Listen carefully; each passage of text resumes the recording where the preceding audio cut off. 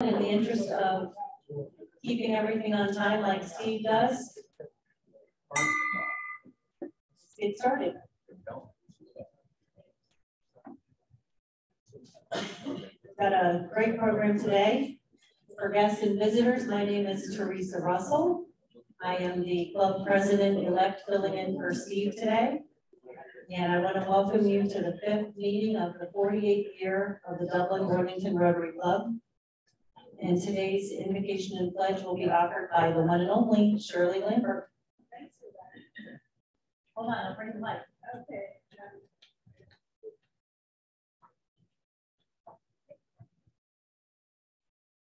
Let us pray.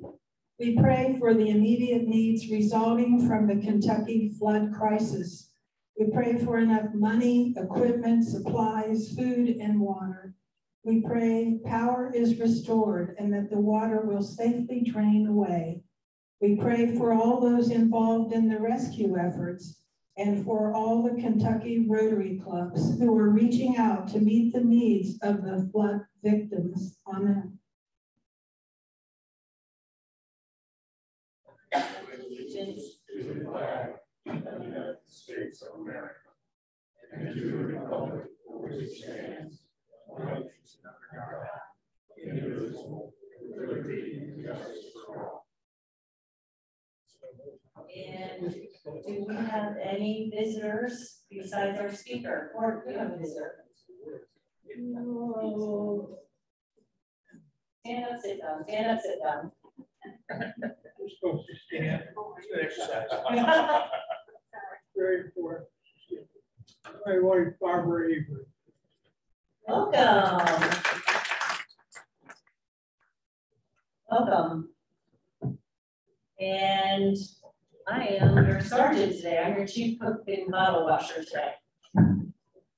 So I have the exciting experience of taking an 18-year-old son to college, my first time of taking a kid to college. So it's been interesting and all the things that we're talking about and gathering and packing and all that. So I was just thinking of all the happy things that we have going on. But before I get started with my sergeant duties, who has happy dollars? I do. I put my button back on. Sorry. Charlie? 5th week in a row. Yay! We need a bucket carrier. Row. Did you hear the part that? She was hoping to dance. Who else has happy dollars? It's back there. Tim. I'm really happy that those today, but Jennifer facilitated the Rotary table at next Tuesday's Dolly Parton and First Lady Fran DeWine Imagination Library event. I got to tell you guys, our table is the dream team. Should we get 30 seconds to make a pitch to Dolly? Because we're going to be in Zone Institute in September, which is Chattanooga, Tennessee. That happens to be Dolly's backyard. More of that, as you guys know, from me shortly, but I'm pretty happy. Very good. Any other happy dollars? On everything today, yeah. Happy dollars on Zoom. Anybody on Zoom? Okay, we'll move along then with the rest of the challenge. So while you're all thinking of stories, are there any stories that you would never tell your children? Who has a story they would never tell their children of something they've done in their life? Come on, raise your hand. Everybody that doesn't have their hand up, put it all in. If you didn't raise your hand to that, put it all in. Who has had a fake ID in their life? Anybody have a fake ID in their life? All right, the adventuresome. Everybody else put in an other. How about skinny dipping? Anybody done skinny dipping? Many years ago. Okay, that's a lot of people. I think the others that haven't been adventurous and gone skinny dipping should put in a dollar. How about anybody that drove a car without a driver's license? Wasn't of age yet and drove a car. Dave, hide your eyes. Okay, everybody that never did that, put in $1. All right. I have 2 more. How many people have had Harry Buffalo before? Harry Buffalo, grain alcohol and Kool-Aid. Everybody else put $1 in it. Anybody ever steal any alcohol? Steal from another party? We stole a keg from the boys that didn't invite us one time. Everybody put in $1 for that one if you didn't do anything. Thank you. How about announcements? Anybody have announcements?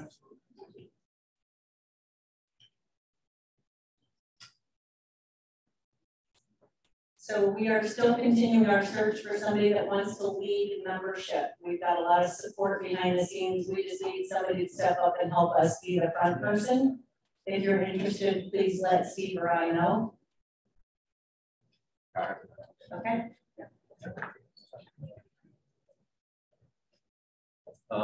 2 weeks after today, that's in 2 weeks, we will be holding our first Ways and Means Committee meeting. For those of you who are on that committee, it will start at 1 o'clock. Many of you have already probably this morning received an email from me. We are also looking for folks who have a fundraising event. If we're a chair or co-chair, we need to,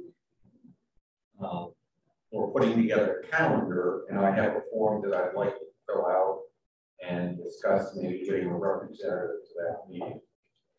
There will be 4 meetings this year, so the commitment to the committee is not extremely high, and I encourage anyone who is interested, who did not get an email today, this morning, please give me your name if you are on that committee or interested in being on that committee. So again, we meet 2 weeks and hopefully see a good number with that. It will be right after our regular club. Thank you. Thanks, Jim. And I think we're all set for buddy boxes. Does anybody have an update on that? This Thursday, I believe? Yes. Done. We have enough sign up. We Okay. actually have sign up and back up, but if you're signed up, please remember to show up. Show up where and what time? It's at the Family Mentor Foundation at 7 p.m. And there will be an event after, a social event afterwards. So please come. We're only spending an hour. And there's food afterwards. So come on down, and that's a week from tomorrow, right? Yes. Not this Thursday, but next Thursday. Thanks, Charlie. Yes. Thank you. And then, Jerry, do you want to mention anything about your family picnic debrief? That is we're trying to meet on Monday at this coming Monday at 5:30 in the conference room of Steve's office building. And food and drink will be provided, so you need to let us know if you are planning to attend. Any other announcements or anything for the good of the club? Kip? For the good of the cause, we now have a new shiny orange extension cord. Be sure to, whoever tears down, be sure to put in our stuff, please. I will pick up a cord reel as soon as I can find a decent. Beautiful. Thank you so much for the donation. Kip reminded us that you donated a shiny new extension cord, so we want to make sure that anybody packing up after the meeting puts it in our closet. Anybody else? I think we're on to our program. Jennifer, are you still going to introduce? Yes. I'm going to introduce our speaker, Beth Liston, and my apologies for not being able to be there today, but I have some work obligations that I really couldn't avoid. But we are so fortunate in our club to have State Representative Beth Liston be part of our club. And she is, along with being a state representative, a physician, and what a better time for our state during the pandemic to have a physician be part of the legislature. And as a little aside, My daughter, who works for the Ohio Dental Association, asked me a few days ago who my state rep was. And I said, well, it's Beth Liston. And her comment was, oh, we love her at the Ohio Dental Association. So I think a lot of people feel that way about Beth, and I am really excited to welcome her as a speaker to our club.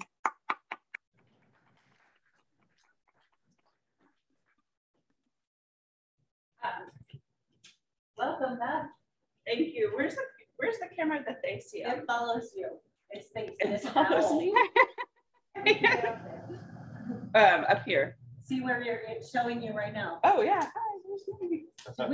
How do I do the speaker on this? Do you want the microphone? I don't. Do I need? So the Zoom is it better if I do? Yeah. Yeah, the Zoom people need to hear it. Okay. So that's really loud. Thank you, Jennifer. Thanks, everyone. It's been a while since I've been here, but everyone has been so warm and welcoming and not giving me a hard time for not always being here, and I apologize, but it's nice to be back. So my name is Beth Liston. I'm the state representative in the area. My previous district was District 21, and I'd say previous, but it's still current. I represent Dublin and Worthington, and the Columbus in between, which is pretty similar to much of what the Rotary coverage is as well. Obviously, or maybe not so obviously, but if you follow state government, you know that that's changed. And if you voted yesterday, you may or may not have seen my name on the ballot, but I am running for re-election, but the district is different. So this coming cycle, I am running for District 8, which is Worthington and south, and then the Columbus that goes to Sawmill Road, essentially. So it's county line 71 on the east side, Sawmill Road on the west side, down to Old Henderson-ish. So it's a pretty square actual district. So if you're across Sawmill Road in Dublin, I will not be on your ballot. That is a newly created district. Yesterday's primary identified 2 candidates that will be running there. Dr. Anita Samani, who's an OBGYN who's running in Utah politics, and Omar Tarazi, who is a Hilliard City Council member. So it's Dublin and Hilliard together in the new district. So Jennifer asked me to come and give an update on things in the State House. And the update is there's nothing going on in things in the State House. I'll put a little asterisk on that, but she also then asked me to maybe share a little bit of my journey and what it's been like in the state legislature. So my hope was to make this relatively informal and open it up to questions and discussion. So the asterisk on nothing's going on in the State House, you know, it's a little funny because if you, again, follow state politics, you know that we run on a 2-year cycle. So this is my second, I'm finishing out my second term, it's a 2-year term, and we're coming up to the end of that. During that cycle, there's a lot of ebbs and flows on what happens in the State House. The first 6 months of the cycle are pretty busy because it's the budget season and the time where the plan and it's a lot of the policy and spending occurs for the first, you know, for that next 2 years. And then after that, there's a break for summertime and we come back in the fall. And you know, have committee meetings and hear bills, have a break for the holidays and come back. And the second year is a little bit abbreviated. So the first 6 months also tend to be a little bit more busy.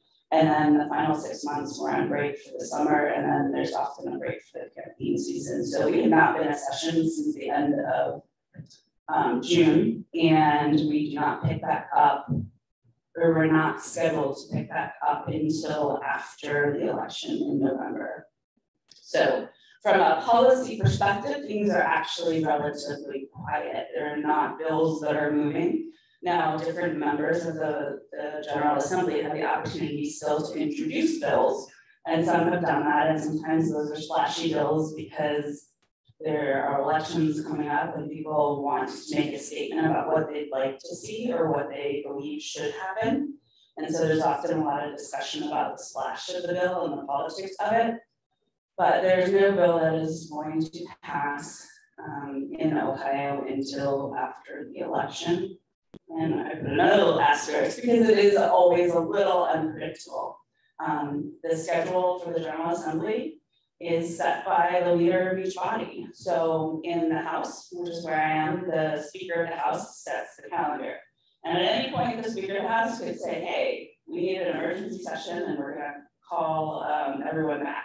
And that does happen from time to time, but that's not scheduled to happen. And similarly, the Senate President can do the same. After the election in November, that time is called the lame duck time. And I did not know this when I first got involved. Like, I didn't know the terminology, and I would say that's kind of what I did not know terminology when I first got elected. So I tried to clarify that time between November and then when the new group would be sworn in 2023. There tends to be a lot of things that happen very quickly because new members are leaving, new people are coming in, and people want to sort of leave their mark. Every bill that's been introduced in the first 18 months of that 2-year period has to get a hearing, but that's it. There may be bills, there can be a lot of bills, and there often are a lot of bills that get introduced. Maybe they get one hearing during that lame duck time, and then they do not move forward. At the end of this year, which 2022 in December, any bill that has not been passed into law goes away. As in January of 2023, there's a clean slate. So I know that a lot of people who follow state politics follow specific bills and are concerned about something being passed or something not being passed. And so just to clarify, the time frame is pretty quick right now in terms of when that may actually be law, or in terms of when you might be concerned about it becoming law. And again, it's the last, the end of November, beginning of December, there'll be times where a lot of things happen to get bills through prior to the new General Assembly meeting. So that's kind of the structure and why I say nothing specific is happening. But I know people have had a lot of concerns and there's a lot of issues that are in people's minds. So I'll pause and see if people have questions and sort of from the update perspective. And if once I maybe address that, I can move a little bit more into the personal journey and story and try to help people with that if that's an interest. Yeah. Thank you for being here today, Beth. The membership had an opportunity a few weeks ago to listen to a speaker from League of Women Voters, their CEO, Ohio League. She spoke to the redistricting and she spoke specifically about the court. I wonder if you have a quick opinion about that process and the court's disposition. Yeah, so thank you. That's a really important issue to bring up because it affects a lot of what happens at state level politics, right? And so make sure we're level set a little bit, make sure we're all on the same page, right? Every 10 years after the census, the new lines are drawn for districts. So that's at the state level and at the congressional level. Since the last time the lines were drawn, which happened after the 2010 census, there were 2 different amendments, constitutional amendments that occurred in Ohio that were citizen-led and had overwhelming support, 70% of people voting for these amendments, which changed the process by which Ohio would create the districts that we vote in, both at the state and the congressional level. And the intention of that, and it's pretty clear from both the language and some of the things that were put into those amendments, that people really wanted fair districts. And there were some things that meant. And I think the biggest component of it is they wanted districts that represent the people within it and then the people within the state. So that it was voters choosing the representatives rather than representatives choosing the voters that they wanted. And people probably heard the term gerrymandering, where districts are kind of carved up so that a specific party is always going to win, which I will say I strongly believe is harmful to everybody, because then the districts themselves, people in it, are really only determined in terms of representation by a primary. And unfortunately, primary turnouts are not always that great. Right? We had a primary yesterday. I think 4% was what I saw for turnout. Now, locally, there was not very much on the ballot, and it was a great primary, but obviously that's a concern when you're speaking only to primary voters of a specific party, that can lead to very extreme opinions that don't represent people. And so the constitutional amendments were crafted such that there are many different protections to try to prevent that. And also a specific clause that stated that the proportionality needed to be representative of the proportionality of the people. So I'll give you the specifics. In Ohio, in the state house, and that's what I can speak most confidently to, or most knowledgeably about, is we have 99 districts, right, representing each about 110, 120,000 people. And the party makeup of those districts currently are 64 seats that are Republican and 35 seats that are Democrat. Whereas in most elections that are statewide, over the last 10 years, it's a different proportion. And it depends on what year and what election you look at, but it's somewhere around 52 to 54% Republican versus 46 to 48% Democrat,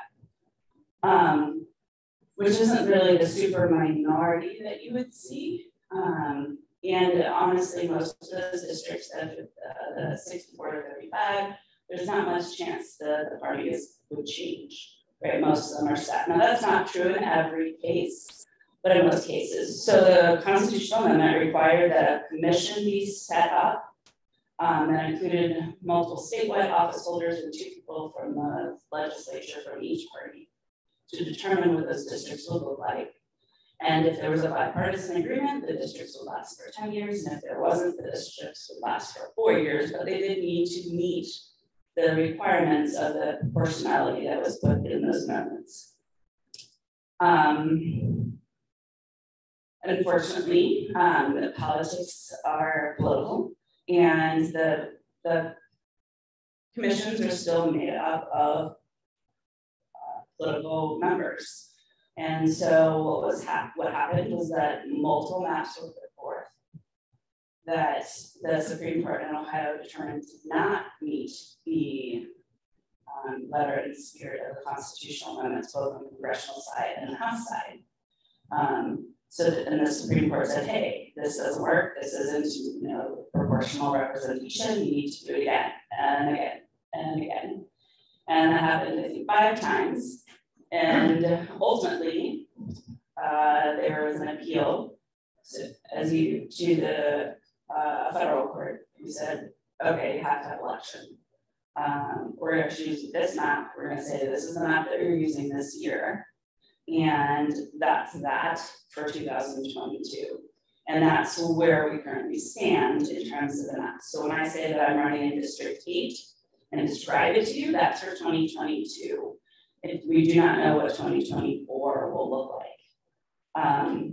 So will you succeed when the actual revamp is effective? Mm-hmm. And I think I understand you're unopposed. I believe there's a write-in Republican candidate. So as I'm president primary. Immortal words of Vern Wright, run hard or run unopposed. So you need to run hard, of course. But sure. When a new map is effective, and assuming you have victory in November, will you automatically succeed from the existing district to the new district? So the new districts come into effect for this election cycle, and thus technically everyone's sworn in January, right? So right now the old districts are the same. It's just for the election and then moving forward in 2023. So yeah, sure, hopefully that clears things up. But we haven't seen the last of this, and I think the question of what is proportional, what makes sense from the what was intended by the constitutional amendments is one that the courts are going to be dealing with. And truthfully, I will say is why did one of the main reasons, and there's many reasons, but one of the reasons that I think hopefully everyone is paying attention to Supreme Court races in our state. It's not something that I think, I don't know, my personal journey, right? You hear that I'm in medicine. I got into politics in 2016 and starting in 2017, really, because I wanted to bring a voice of the health impacts of policy to state government. And there's so much in the state that impacts health and wellness for people. And this was before the pandemic, and I still believe it. And I can give me an issue, and I can tell you why the healthcare perspective is important, period. But it's been a learning curve to figure out, to see how all of this works. I lost my point, I'm sorry. Supreme Court races. Supreme Court races. So thank you. I appreciate it, because I don't know that I would have seen that. I mean, I think that in my journey, I have seen how many different things really impact people's lives. And I obviously had a sense of that when I ran. But there's so much that I think perhaps busy lives don't enable us to focus on that really make a big difference. So I encourage you to pay attention to Supreme Court races. It'll be, right now the maps that were struck down multiple times were 4-3 in terms of the decision. So there was 1 Republican, 3 Democrats that said the maps were not constitutional. And if the composition of that court changes, then the decisions are likely to be impacted, and your ability to choose your representation and, in my mind, to have fair maps will be very much impacted by the Supreme Court races. And I'm sure that federally and nationally people have seen how impactful courts can be in people's lives, and that's not just at the national level. That happens in the state too.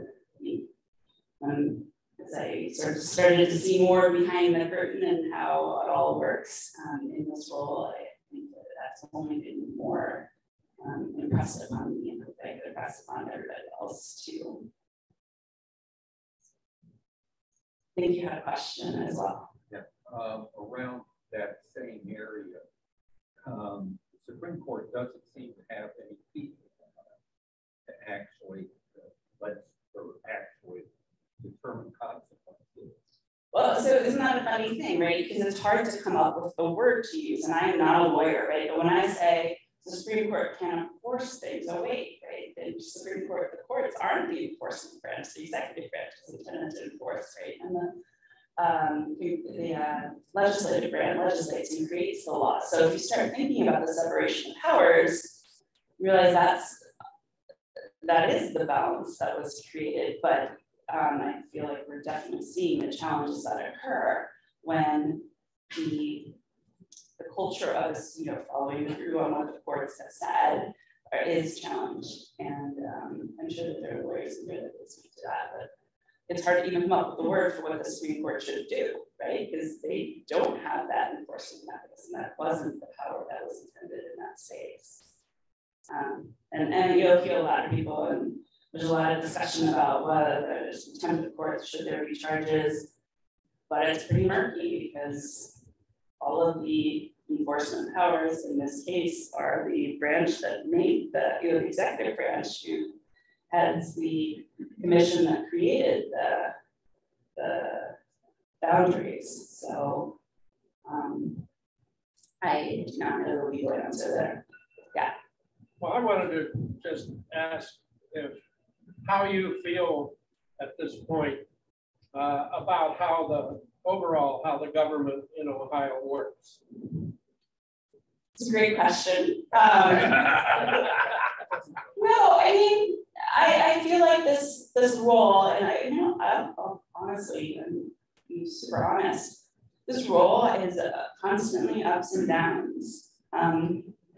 It is, and a lot of it is, people are people, and all the political branches and those elected into office are real people that aren't political caricatures. And that's also sort of a personal journey that you realize when you go into public office.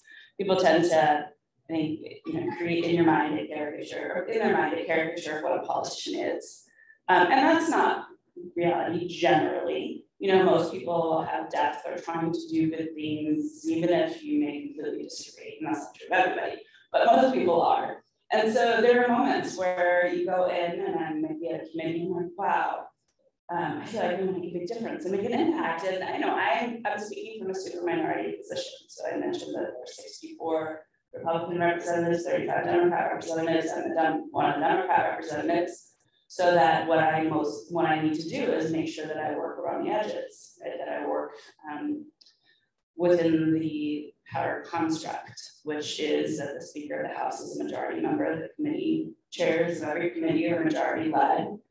And I am not going, you know, my caucus, my party is not going to outvote the majority, right? So the goal is to try to find places that everyone agrees. The goal is to try to find places to improve the bills. The goal is to try to bring a voice that is not being heard in the conversation, whether that is because of my background or because of my constituency or because of the values that I represent.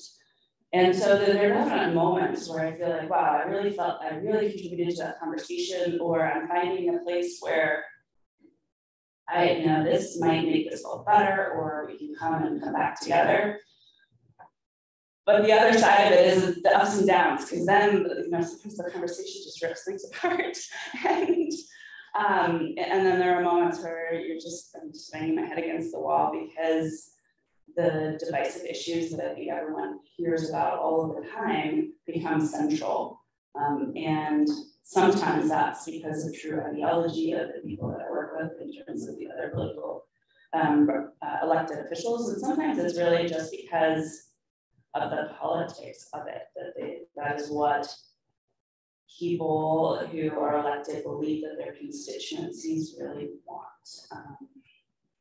And I would say that I don't think that's the case. I think most people don't actually want to be arguing about the most contentious political issues all of the time.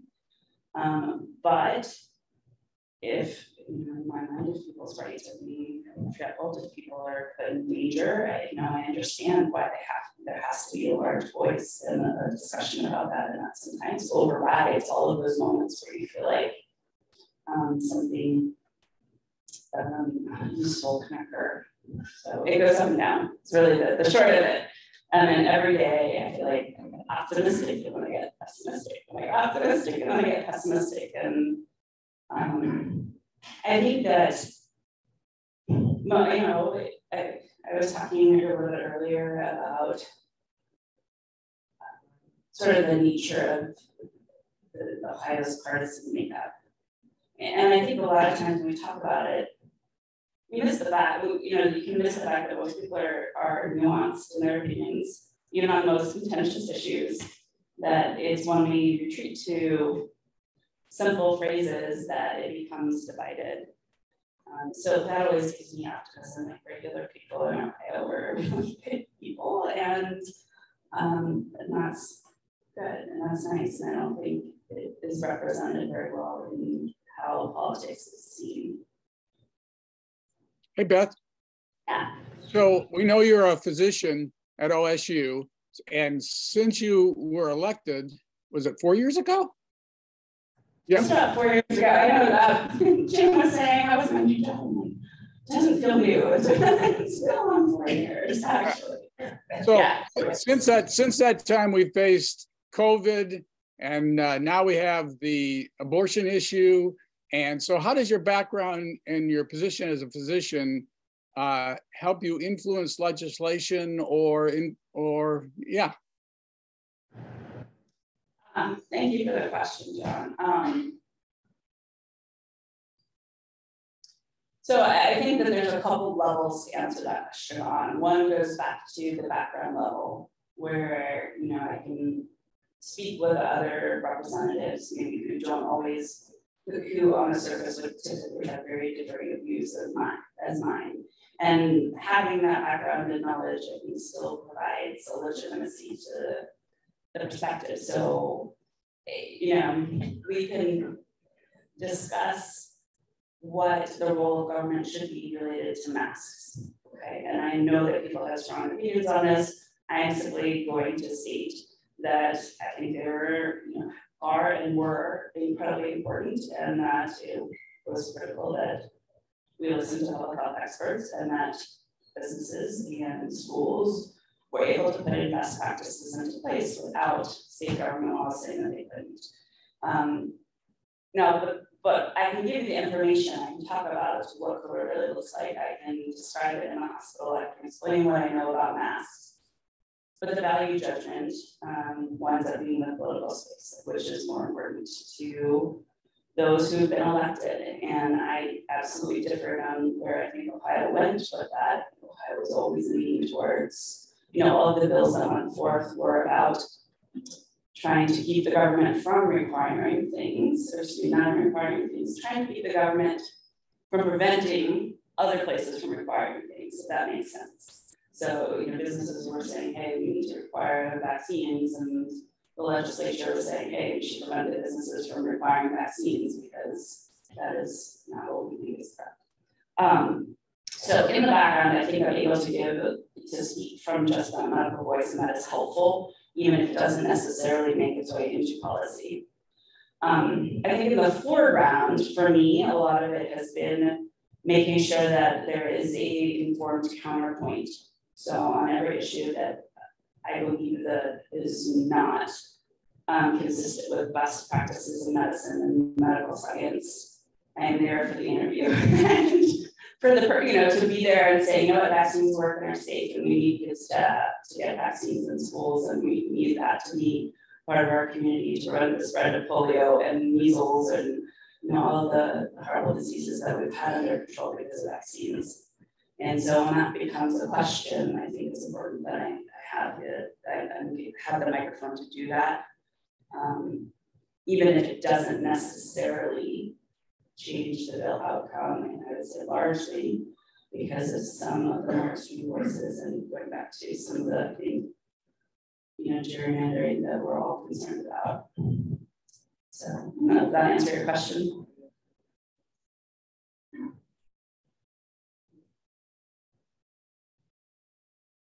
There, one, two. Yeah. So you're first. Yeah, first. Yeah, yeah. Sure. So in view of that, I've been in the minority too. I served in the House 2 years that I was in the minority. One tool that you do have, aside from being able to speak up and say, I think this is the wrong policy, and everybody voters make a change in November, is the issue of the referendum, especially the referendum. If the majority passes something you oppose, that's a tool you can use. And what I'm thinking of, in particularly in view of what happened in Kansas of all places with the referendum on an abortion-related constitutional amendment. First, why was there no attempt to force the heartbeat bill to a referendum in Ohio? And secondly, now that we know what we know, should there not be an attempt if the current General Assembly tries to push beyond that, to put whatever they do that goes beyond that, to a vote by a referendum?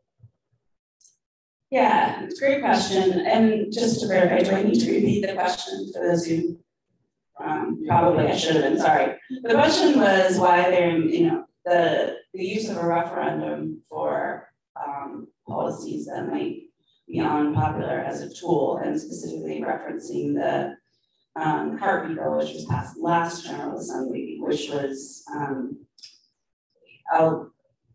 outlining abortion if any cardiac fetal activity or cardiac activity was noted in the fetal ultrasound, which typically occurs at about 6 weeks. And the follow-up was, will there be more referendums likely related to abortion in light of the sort of citizens' voice in Kansas that was seen yesterday that brought that forward?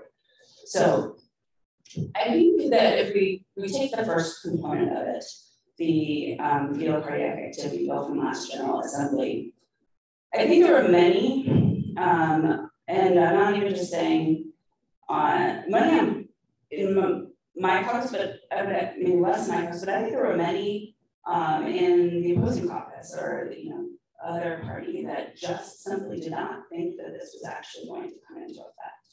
That there were those that might have voted for it or might have not gotten, had not been as concerned as they otherwise would be, because they figured, okay, well, you know, the ACLU and Planned Parenthood, they're just going to put a lawsuit in place like every other state has done. There'll be an injunction, and in that context, it doesn't actually impact people's lives, and so sometimes it is the politics of it. And unfortunately, you know, with the Supreme Court decision related to Roe versus Wade, we've seen that it's no longer just the politics. We're really talking about policies that directly impact women's lives, and in a way that is not medically informed. And so I think as significantly dangerous, and I've seen this in a lot of different spaces, but we're certainly seeing it in abortion as well, and policies around reproductive health overall. The follow-up question is a referendum, and truthfully, I do think that there will be work in Ohio towards citizens' action. And I know that there are several in my caucus that put forth what could be, you know, the constitutional amendment as a referendum at the state legislature level, but that requires the majority party to move that bill forward to get hearings and such. But there is certainly then a coordinated effort that is happening that's both grassroots and coordinated with the Democratic caucus to try to move forward a clear stance on what reproductive health should look like in Ohio and to protect some of those reproductive freedoms. So yes, I think it will happen in Ohio, and we'll see what time frame it is. I think that's part of the discussion, whether it's 2023 or 2024, or how it will look.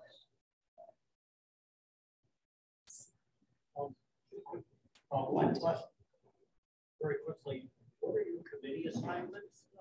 Sure. And is there any particular piece of introduced legislation that you feel passionate about that you'd like to, you know, give us a briefing on? Sure. Quick briefing. Yeah, thank you for the question. So I'm the ranking member on the health committee. So ranking member is the minority party member that is in the leadership development committee. So that's, I think, my largest focus is health committee, but a lot of times those related to health are focused in other committees. I'm on the Families, Aging and Human Services Committee. I was previously a ranking member there, and still very engaged in that. It's a committee that typically actually does have a number of health related bills as well. And usually some of the more contentious bills goes through that. I am on JMOC, which is a Joint Legislative Committee for Medicaid, and it's the Joint Medicaid Oversight Committee. I'm on Ways and Means, which is the Tax Policy Committee. And let me pause and say that I recently moved off of, I believe, the behavioral health and mental and recovery supports. Simply because I just have larger committee schedule and I had a couple of new members coming in, but obviously that's related to what I care about as well. I care about all these policies. They're health impacts to all policies. So I think the thing that I've been really focusing on and trying to build awareness of relates to drug pricing, and specifically trying to ensure that people can get affordable insulin. There's huge price increases on a medication that's been around for well over 100 years that didn't intend to have a patent associated with it, right? The people that discovered it actually sold the patent for $1, and so it's a medication that should be available. It's as important as water or air for those with type 1 diabetes, and there's certainly a gap in people. So if you're Medicaid, you can get insulin. Medicare has been working on making sure that there's a copay cap, but there's a lot of underinsured individuals that simply cannot afford insulin, and that's bad short term because there's serious complications, but it's also bad long term for both them and for the healthcare system. So that's something that I've been passionate and advocating for. In each General Assembly, so it's second, but I try to raise that voice, and I got an awareness day last time, and I keep bringing it up. And I think that the conversation has changed. I think everyone in General Assembly knows insulin's too expensive, and I talk about it constantly, but it would not yet gotten the bill that I introduced cap the out-of-pocket copay costs. So it's $35, which is the model after what Medicare does. There's a number of states that have built this across the country. Originally, it was just Colorado that introduced it. Now about half the states in the country have a copay cap.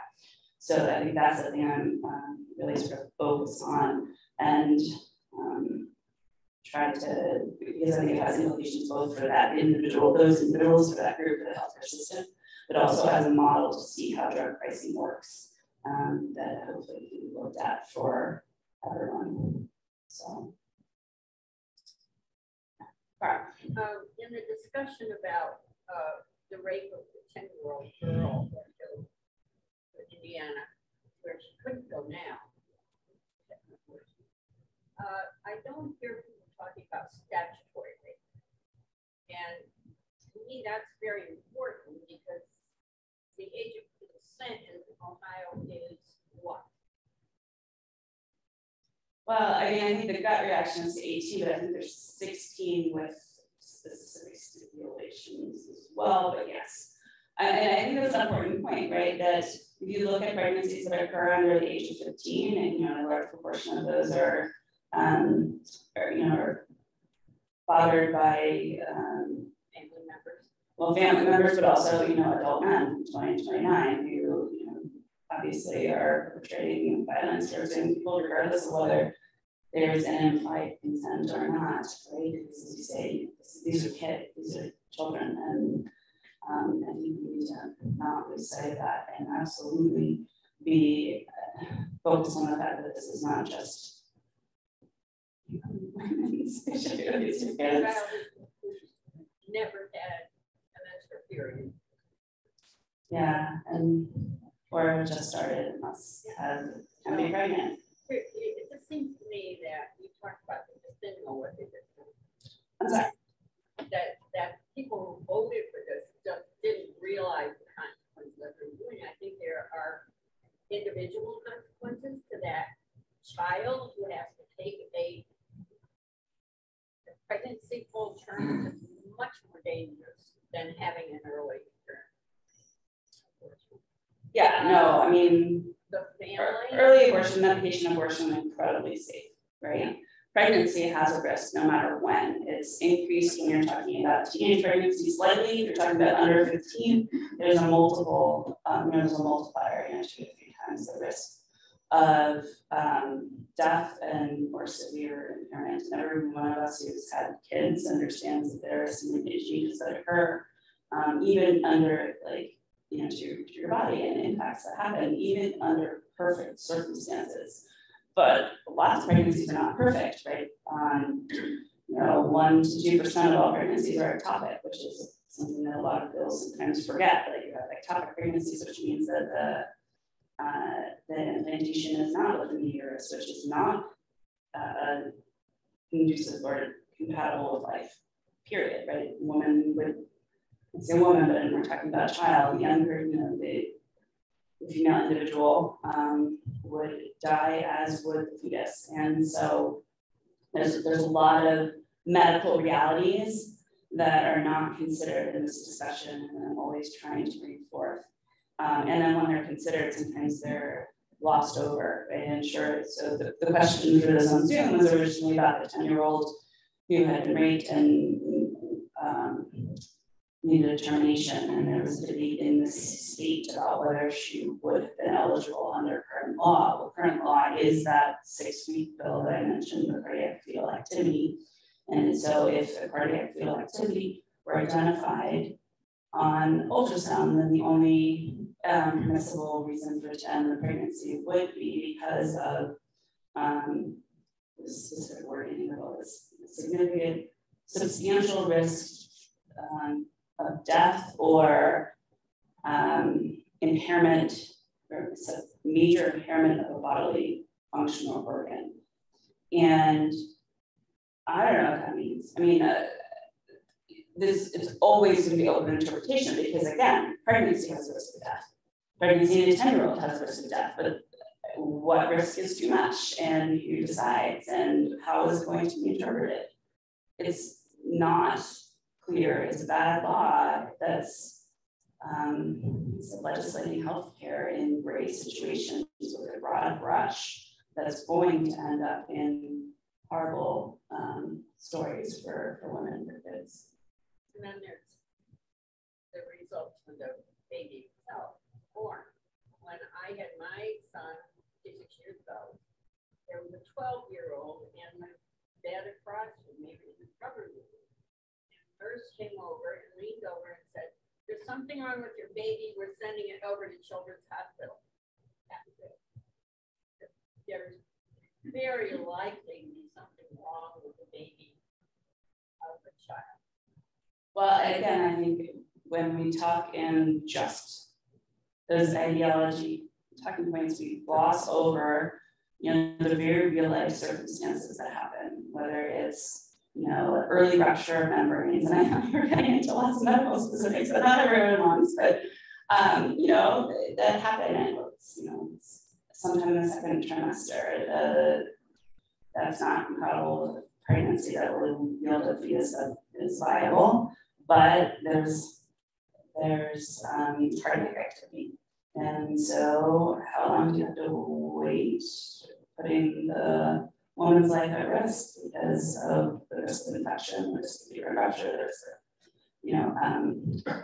complications of bleeding and all of the things that happen in those circumstances. So it's, again, I try to speak broadly because I know that my goal is to connect with, to show how this impacts everyone, regardless of ideology on this issue. And I think this is a place that, regardless of how you might react to just, I'm pro-choice and pro-life, that most of the time it's not that simple, and that these laws really can be harmful, even if that's, you have a strong belief about personally what you think is right. Well, the point I was trying to make, that baby is born and there's something wrong with it. That's a huge impact on society. Right, and anencephaly individuals, there's nothing in for severe fetal malformations. Yeah. There's a lot of gray space. Child is going to have to be paid for by our society. And this, conservative legislators don't seem to be willing to support things like child tax credit, for example, when it's apt to be continued, or other kinds of support for children. So I don't see a willingness to bear the burden of the consequences by the people that are pushing. Hope that we can find places to support the births that may come from these laws and the complications that may result. I think we should support families and kids. All the pro-life people are talking about is safe infant formula. Right, when we're struggling to get a formula, that we have challenges and we need to address them. And I'm seeing that, I'm getting the hook, but. Well, mine is just to say thank you for being here and thank you for what I thought were more broad discussions than I expected. So thank you. Thank you guys. I appreciate the conversation and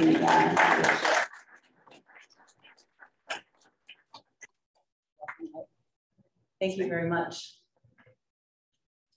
Okay, anything else that we need to discuss before we go to the raffle? Paul? It's a mega one. You're on.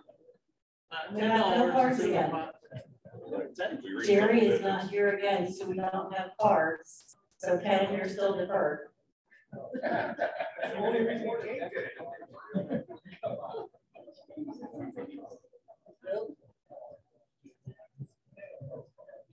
$501-342.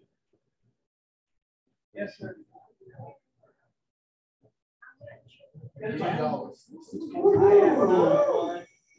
$35 years. There's 22 in the cards. Which we'll draw at another time. Oh, so okay. But do we want to pull it? Yeah. Yes, okay. Pull one? I will. I'll try not to pull my own. But if I do, that's okay. How long you do, that's okay. 501-377. Bro, wow. Congratulations. We'll put you on the list to pull a card after that. So you're on the list. You're on the list. Okay. I believe now we are set for the four-way test.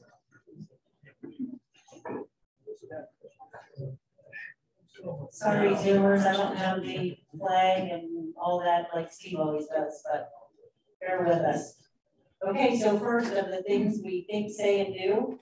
Is it the truth? Second. Is it fair to all concerned? And third.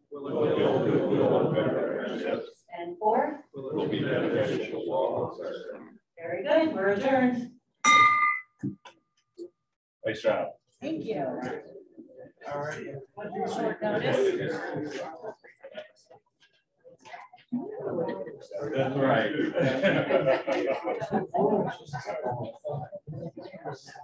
We did, and go for 1 o'clock. We only had 40 minutes. Well, no, we still got one. Yeah, we still got one.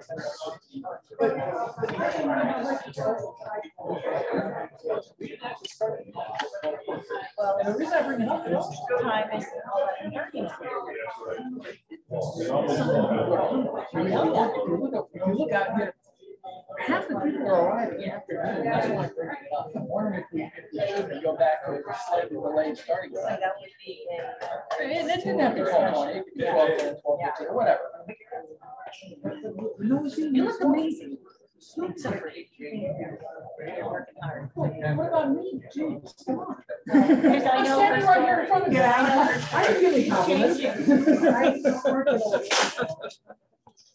You look fabulous. Jim, I'll bring that up to Steve.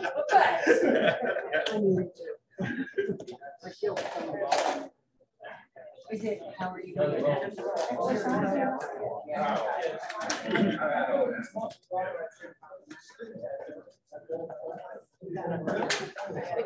Sir. Oh, okay. I forgot that you were here. Yeah, I couldn't find the off. Is it underneath?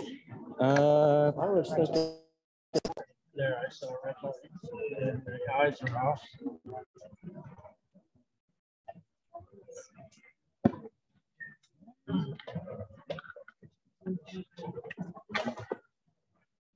So we get disconnected.